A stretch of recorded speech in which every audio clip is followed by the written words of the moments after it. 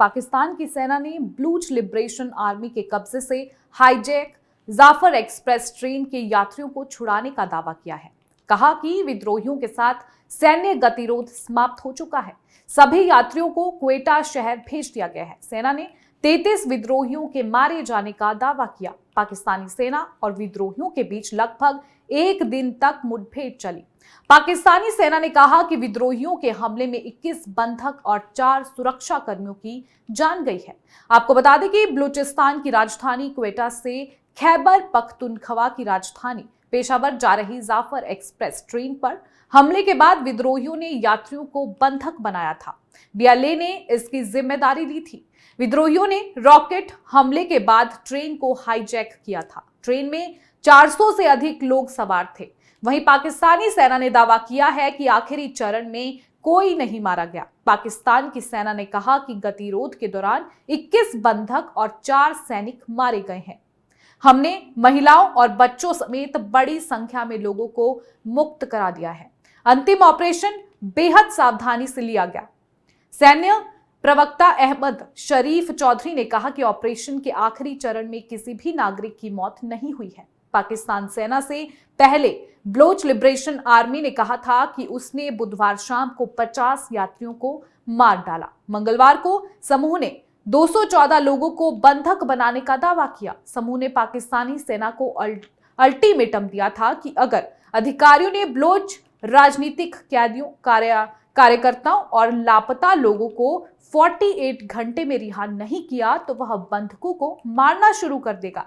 वहीं अगर ट्रेन चालक की बात करें तो ट्रेन चालक अमजद ने बताया कि विद्रोहियों ने ट्रेन पर गोली चलाई। इसके बाद मैं तुरंत ट्रेन की फर्श पर लेट गया।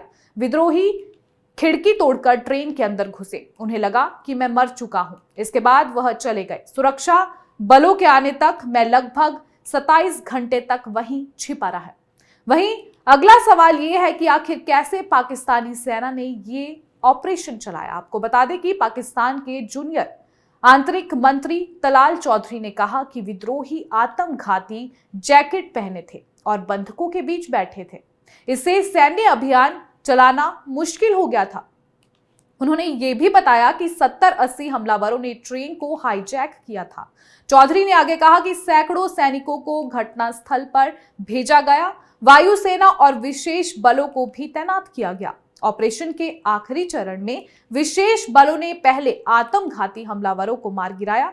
इसके बाद सैनिकों ने बाकी विद्रोहियों को मारने के लिए एक डिब्बे से दूसरे डिब्बे में जाकर हमले को अंजाम दिया।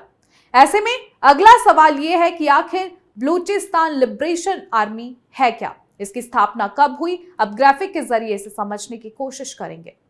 आपको बता दें कि बलूचिस्तान लिबरेशन आर्मी की स्थापना साल 2000 में हुई थी। गठन के बाद से अब तक बलूचिस्तान लिबरेशन आर्मी ने अब तक पाकिस्तान में कई हमलों को अंजाम दिया है।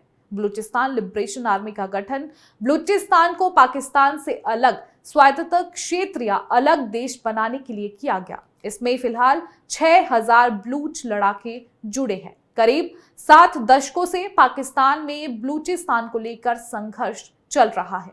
इस दौरान क्षेत्र में कई बलूच संगठन उभरे हैं। हालांकि बलूचिस्तान लिबरेशन आर्मी सबसे मजबूत और लंबे समय तक अस्तित्व में है।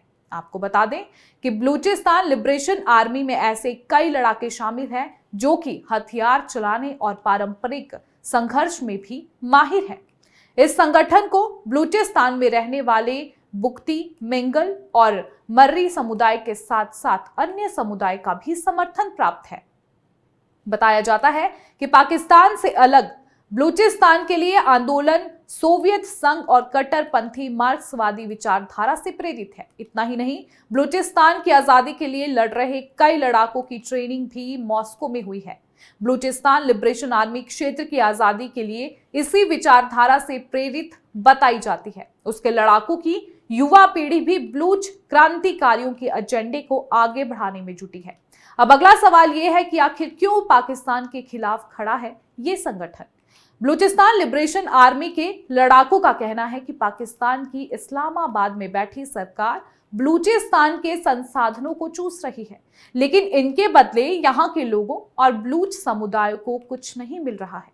बीते वर्षों में BLA इन नागरिकों और इन नाराजगियों और असहमतियों के कारण बलूचिस्तान में बड़ा संगठन बनकर उभरा है, जिसे शहरी आबादी के साथ साथ ग्रामीण आबादी का भी जबरदस्त समर्थन प्राप्त है।